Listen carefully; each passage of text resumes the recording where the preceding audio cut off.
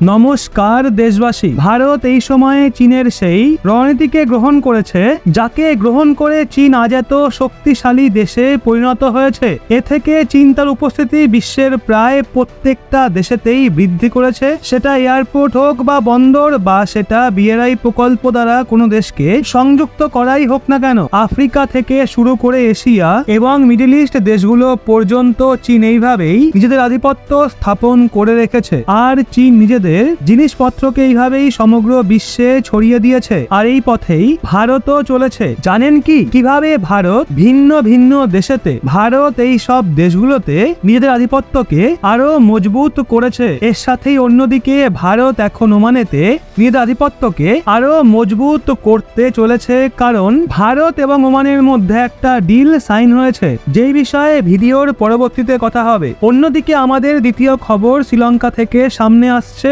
যেখানে হাম্বানটোটা বন্দর, যেটাকে চীন 99 বছরের জন্য লিজে নিয়ে রেখেছে, ঠিক এইভাবেই ভারত শ্রীলঙ্কার একটা বন্দরে নিজের আধিপত্য বিস্তার করতে পারে। জানবো এই খবরের বিষয়েও। দুটো খবরই ভীষণ ইন্টারেস্টিং, সেই জন্য ভিডিওটা শেষ পর্যন্ত অবশ্যই দেখুন। চলুন শুরু করা যাক আজকের এই ভিডিও। বন্ধুরা, একদিকে রয়েছে ইরান, যার সাথে বিভিন্ন দেশের এখন বিবাদ চলছে, আর অন্যদিকে ভারত ওমানের সাথে নিজেদের সম্পর্ককে নিয়ে একটা নতুন পদক্ষেপ গ্রহণ করেছে। ভারত এখন ওমানের সাথে নিজেদের ট্রেডকে আগে অগ্রসর করানোতে জোর দিচ্ছে। ভারত ওমানের সাথে ইরানের রাস্তার মাধ্যমে ওমানের থেকে একটা বড় ট্রেড ডিল করে নিয়েছে। দুই দেশের মধ্যে একটা ডিল সাইন হয়েছে। পাকিস্তান এবং চীনও ওমানের সাথে ক্রমাগতই নিজেদের ব্যবসায়িক সম্পর্ককে ক্রমশ মজবুত করছে, আর অন্যদিকে ভারতও এই দিকে নতুন পদক্ষেপ গ্রহণ করেছে।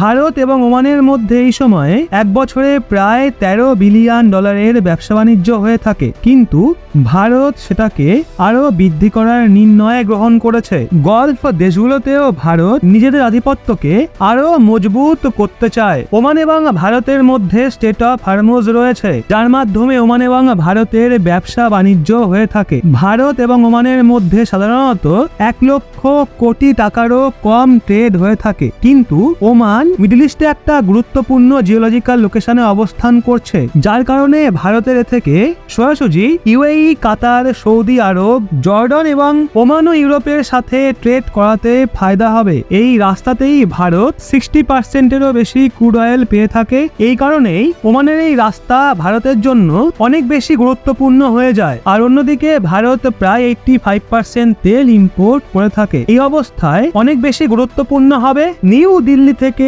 সোজা মিডল ইস্টের দেশগুলোর সাথে সম্পর্ক তৈরি করার জন্য ভারত অনেক গুরুত্বপূর্ণ পদক্ষেপ আগেও গ্রহণ করেছে। বলে রাখি, ওমান ও ভারতের মধ্যে ভারতের নতুন সরকারের সাথে ডিল হবে, কারণ এই সময় ভারতে লোকসভা নির্বাচন চলছে, আর এই ডিলেতে সাইন নতুন সরকারের দ্বারাই করা হবে। এখন প্রশ্ন ওঠে, এই ডিল থেকে ভারতের কি ফায়দা হবে? আসলে এই ডিল থেকে ভারত জিসিসি অর্থাৎ গালফ কর্পোরেশন কাউন্সিলের সাথে মজবুত সম্পর্ক তৈরি করতে সক্ষম হবে।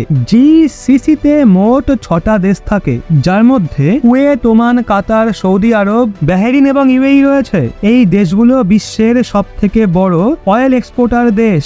এই দেশগুলো ন্যাচারাল গ্যাস এবং ক্রুড অয়েলের প্রডিউসার। এছাড়াও এই দেশগুলোর কাছে বিশ্বের 2/3 অয়েল রিজার্ভ মজুত রয়েছে, আর অন্যদিকে বিশ্বের মধ্যে ফুল ন্যাচারাল গ্যাসের 1/3 রিজার্ভ রয়েছে। এই অবস্থায় জিও পলিটিক্সের হিসাবেও এই দেশগুলোর সাথে ভারতের সম্পর্ক ঠিক রাখা অনেক বেশি প্রয়োজনীয়। বলে রাখি, ভারত যদি 5টা দেশের থেকে তেল ইম্পোর্ট করে, তাহলে তার মধ্যে 3টে দেশ জিসিসির। আর এর সাথেই অন্যদিকে জিসিসির জন্য এটা প্রয়োজনীয়, কারণ এই দেশগুলোর মোট অয়েল এক্সপোর্টের 42% ভারতই ক্রয় করে থাকে। আর অন্যদিকে এই দেশগুলোতে, বিশেষ করে সৌদি আরবিয়া এবং ইউএইতে অবস্থানরত ভারতীয় মানুষদের সুরক্ষার জন্য প্রয়োজনীয় এটা যে আমাদের এই দেশগুলোর সাথে সম্পর্ক আরো উন্নত করার। আর এই কারণের জন্যই ওমানের সাথে সাইন হওয়া এই ডিল অনেক বেশি গুরুত্বপূর্ণ। তো বন্ধুরা, এবার এগিয়ে যাওয়া যাক আমাদের দ্বিতীয় খবরের দিকে, যেটা ভারত এবং শ্রীলঙ্কার মধ্যে একটা অনেক বড় ডিলকে নিয়ে রয়েছে।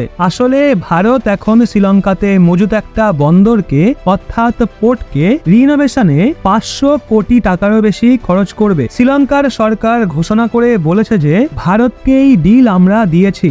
আসলে যেই বন্দরেতে ভারত 500 কোটি টাকা খরচ করবে সেটা শ্রীলঙ্কার উত্তর দিকে মজুত রয়েছে, আর এর নাম কাঙ্কেশ উত্তরায় পোর্ট। এটা শ্রীলঙ্কার সবচেয়ে বড় পোর্ট। এই পোর্ট প্রায় 16 একর জমির ওপর বিস্তীর্ণ রয়েছে, যেটা ভারতের অনেক কাছাকাছি অবস্থিত। অন্যদিকে এই পোর্ট পন্ডিচেরির বন্দরের থেকে কেবলমাত্র 104 কিলোমিটার দূরত্বে রয়েছে। তো বন্ধুরা, এই পোর্টে ভারত কিভাবে অনুমতি পেল? তো আপনাদের বলে দিই, আসলে শ্রীলঙ্কার এই পোর্ট সেখানকার সবচেয়ে বড় এবং ব্যস্ততম পোর্ট ছিল। এর মাধ্যমে জাফনা পারাদ্বীপের সাথে শ্রীলঙ্কার অন্য ভাগে কানেকশন হতো, কিন্তু পরবর্তীতে উগ্রবাদীদের হামলার কারণে এই পোর্টের অবস্থা খুবই খারাপ হয়ে গেছিল। উগ্রবাদীরা একে টার্গেট করে এই পোর্টকে নষ্ট করে দিয়েছিল এবং তারপর থেকেই বিজনেস অপারেশন এই জায়গায় সম্পূর্ণভাবে বন্ধ হয়ে গেছিল। এই অবস্থায় এখন শ্রীলঙ্কা এর রেনোভেশনের কাজ চীনের পরিবর্তে ভারতকে দিয়ে দিয়েছে। এর থেকে পরিষ্কার বোঝা যায় যে এখন শ্রীলঙ্কার ভরসা ভারতের ওপর অনেক বৃদ্ধি পেয়ে গেছে। কিছুদিন আগেই মাট্টালা রাজাপাকসা এয়ারপোর্টের দায়িত্ব শ্রীলঙ্কা ভারতকে দিয়ে দিয়েছে, আর এর চলন প্রক্রিয়ার দায়িত্ব ভারত গ্রহণ করেছে। এবং অন্যদিকে ইম্পর্টেন্ট পোর্টের রিনোভেশন ভারত করবে, যা থেকে ভারতের উপস্থিতি শ্রীলঙ্কার মধ্যে মজবুত হবে। আর চীনকে একদিক দিয়ে শ্রীলঙ্কা নিজেদের দেশ থেকে বাইরে নির্গত করতে সফল হচ্ছে। তো বন্ধুরা, এই বিষয়ে আপনার কি মনে হয়? সত্যিই কি চীনের থেকে বিশ্বাসঘাতকতা পাওয়ার পর এখন ভারতের সাথে শ্রীলঙ্কা তাদের সম্পর্ক মজবুত করছে, নাকি পরবর্তীকালে শ্রীলঙ্কা আবারও চীনের কোলে গিয়ে বসতে পারে? নিচে কমেন্ট বক্স খোলা আছে আপনার মূল্যবান মতামতের জন্য, অবশ্যই লিখবেন। ভিডিওটা ভালো লাগলে একটা লাইক করবেন এবং এরকমই লেটেস্ট ইনফরমেটিভ ভিডিও পেতে চ্যানেলটা সাবস্ক্রাইব করে আমাদের সঙ্গে থাকবেন।